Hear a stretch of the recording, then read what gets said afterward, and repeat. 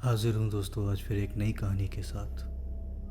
कहानी का नाम है बेगुन कुडार का रहस्य। तो चलिए सुनते हैं आज की एक और नई कहानी। झारखंड का एक छोटा सा गांव बेगुन कुडार, जो कभी एक छोटी सी रियासत हुआ करती थी, वहाँ आज भी एक उजड़ी हुई हवेली खड़ी है, बेगम कुंवर हवेली। कई सदियों पहले, कहते हैं सन 1724 में एक हवेली की मालकिन थी बेगम रुकैया बानो। बेहद खूबसूरत लेकिन रहस्यमयी और तन्हा। कहानियों के हिसाब से बेगम रुकैया बानो ने एक काले तांत्रिक से प्रेम कर लिया था, जिसने उसे कभी न ख़त्म होने वाली ज़िंदगी का वादा किया था। लेकिन एक अमावस की रात हवेली में भीषण आग लग गई और बेगम लापता हो गई और उनकी लाश भी कभी नहीं मिली। लोग कहते हैं उस रात बेगम को उसी तांत्रिक ने जिंदा जला दिया था, काली माँ को बलि प्रदान करने के लिए। वक्त गुजर गया, हवेली वीरान हो गई, लेकिन अमावस की रातों को अब भी वहाँ से घुंघरूओं की आवाज़ आती है। कोई कहता है कि उसने हवेली से किसी औरत के रोने की सिसकियाँ सुनी, तो कोई कहता है कि हवेली से जलती हुई मांस की बदबू आती है। जो भी हवेली के पास गया या तो लौटकर नहीं आया या फिर पागल हो गया। 2024, एक पत्रकार की खोज। आज अरविंद बेगम कुडार आया था, जो एक नवयुवक पत्रकार है।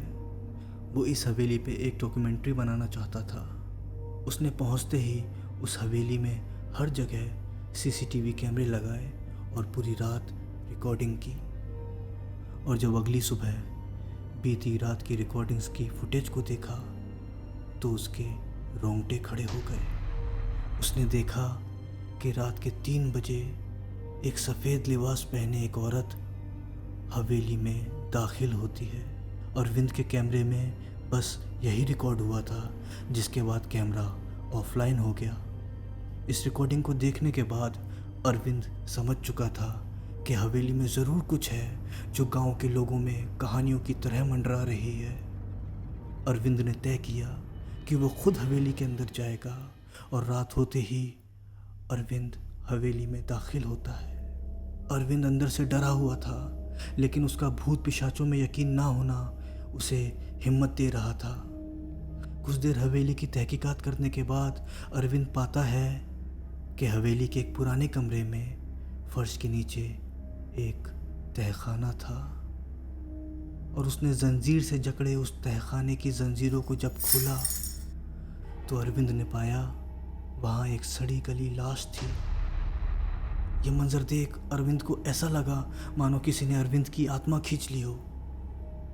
उस लाश की हड्डियाँ अब भी बेगम के शाही गहनों से सजी थी। उस लाश के पास एक राजमुद्रा, एक जला हुआ तांत्रिक ग्रंथ और दीवार पे खून से लिखा था, जिसने मुझे अमर बनाया उसी ने मुझे जिंदा जलाया, मैं हर अमावस को लौटूंगी। अरविंद ने ये सब मंजर अपने कैमरे में रिकॉर्ड कर लिया था। अरविंद जिस काम के लिए हवेली में गया था, अरविंद का वो काम पूरा हो चुका था। कैमरा संभालते हुए अरविंद वहाँ से तेज कदमों के साथ उस हवेली से बाहर निकल गया।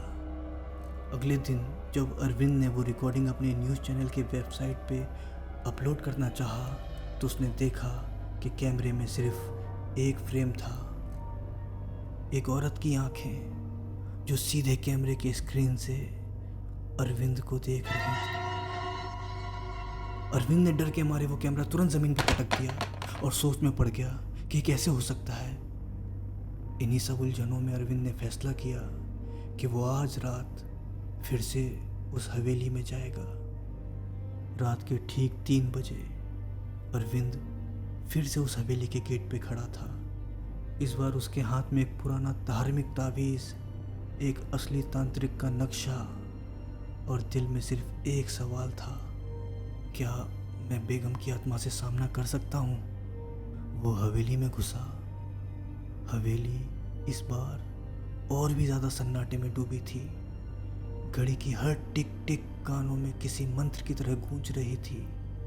जैसे ही उसने अपना पहला कदम अंदर रखा, दरवाज़ा अपने आप बंद हो गया। अरविंद अब उस कमरे में पहुंचा जहां उसे तहखाना मिला था, लेकिन इस बार वहां फर्श नहीं, एक बड़ा आईना था जो पहले वहां नहीं था। आईने में उसे कोई और चेहरा दिखा, और जब अरविंद की नज़र उस आईने पे गई तो अरविंद ने देखा कि उस आईने में अरविंद की आकृति नहीं थी, किसी और की थी। आधा जला हुआ, आधा सजीला, बेगम रुकैया बानो का चेहरा। और फिर आवाज़ आई, तू आया है क्योंकि तू चुना गया है। अब तेरा रास्ता सिर्फ एक है, मुझे मुकम्मल बदला दिला या मेरी जगह ले ले। आवाज़ के साथ हवेली की दीवारें कांपने लगी। अरविंद ने देखा कि दीवारों से खून रिसने लगा है, पुराने फोटो खुद ब खुद गिरने लगे। फिर उसने देखा वो तांत्रिक जो 300 साल पहले बेगम को धोखा देकर उसे जला चुका था, वो भी इसी हवेली में बंद था। उसका अधमरा शरीर एक कोने में जंजीरों से बंधा हुआ था। बेगम की आत्मा चाहती थी कि अरविंद उस तांत्रिक की आत्मा को मुक्त ना होने दे, बल्कि उसी तरह जला दे जैसे उसने बेगम को जलाया था। अब अरविंद के सामने दो रास्ते थे, तांत्रिक की आत्मा को जला देना, जिसको जलाने से बेगम की आत्मा को मुक्ति मिल सकती थी, या सब छोड़कर भाग जाना। लेकिन अरविंद अगर ऐसा करता कि वो सब छोड़कर भाग जाता तो बेगम की आत्मा उसकी ज़िंदगी का पीछा कभी नहीं छोड़ती। इन्हीं सब दृश्यों को देखता हुआ अरविंद ने फैसला लिया और उसने पास में रखी एक मशाल उठाई और तांत्रिक की आत्मा को आग के हवाले कर दिया। चारों तरफ ज़ोरदार एक चीख गूंजी, हवेली थरथराने लगी और फिर सब शांत हो गया। क्या ये अंत था?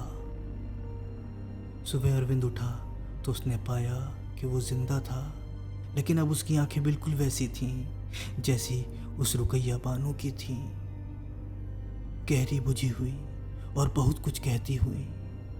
उस रात के बाद अरविंद कभी कैमरे के सामने नहीं आया, पर गवाह ये है कि किसी अमावस की रात कोई शख्स बेगम कुडार की हवेली में जाता है और हर बार वहाँ से घूंघट में लिपटी एक औरत निकलती।